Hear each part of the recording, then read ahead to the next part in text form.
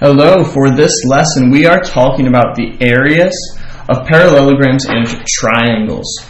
When we're talking about area, it's really easy or it's really hard, depending on one thing.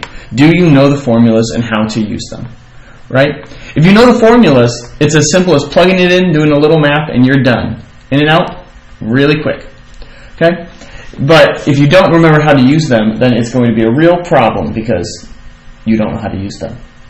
So, let's look at those formulas and let's understand what they mean. So for triangles, I have that in the top left corner. Our formula is A equals 1/2 BH.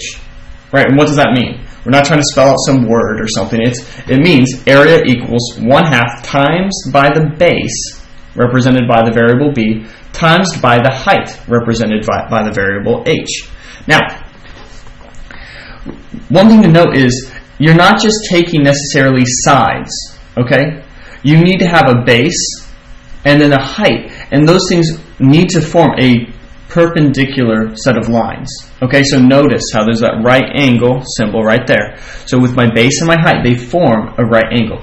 Sometimes it will be two sides from the triangle, and sometimes it will be that little dashed line inside. But you need to make sure when you get a base and a height that your base and height are perpendicular to each other, right?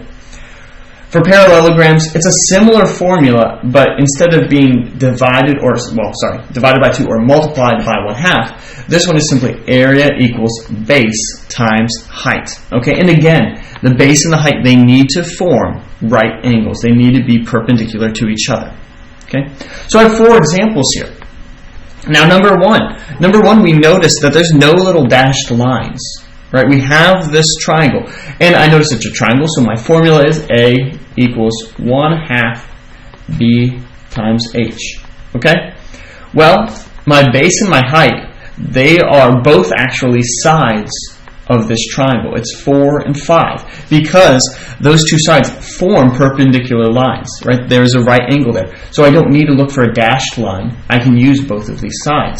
So it's going to be A equals 1/2 4 times 5. And remember the commutative property. I can rearrange this in order to do whatever I would like to, because this is 3 numbers being multiplied. So, to me, the easiest thing to do is to multiply 1/2 by 4, because 1/2 of 4 is 2. Right? So then I get 2 times 5 is 10, and I get A equals 10. But that's not all we need to do. We need to make sure we're labeling these properly. And I need to look, is there some type of label here? There is not. So, in order to label this properly, I will just write the word units, and then I put squared. Right? Because we're talking about area. We're talking about square units. We don't have inches or feet or yards or anything like that. So we need to just put down the word units. So 10 units squared. Over here we have another triangle, but this time it is not a right triangle. Right? It's 8 inches, and then they give us that dashed line giving us the height. Right? These form perpendicular lines. So my base is 8, and my height is 6 inches. And I use my formula, A equals 1/2 B times H. Well, A equals 1/2 8 times 6. 1/2 of 8. Right, 1/2 times 8 is 4. 4 times 6 is 24. A equals 24. It's in inches, and it's squared. Inches squared. Going to number 3. Number 3, we have a square. Okay?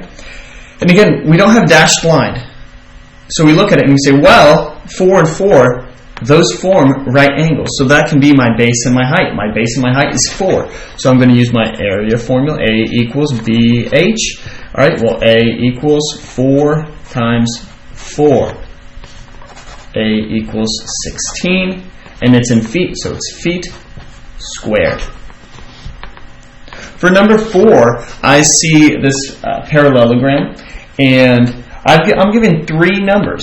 I have 4 yards as this side, I have 9 yards as this side, and 3 yards as this side. And I need to determine what am I going to use.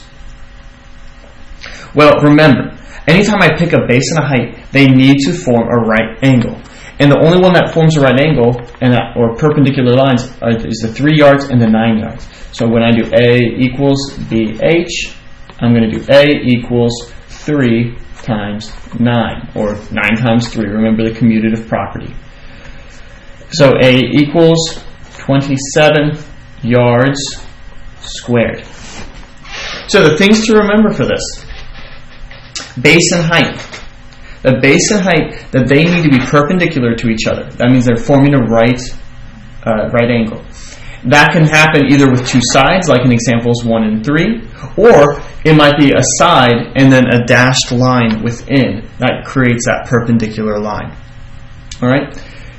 The second thing is areas are really easy as long as you remember the formulas and how to use them. So good luck and have a good lesson.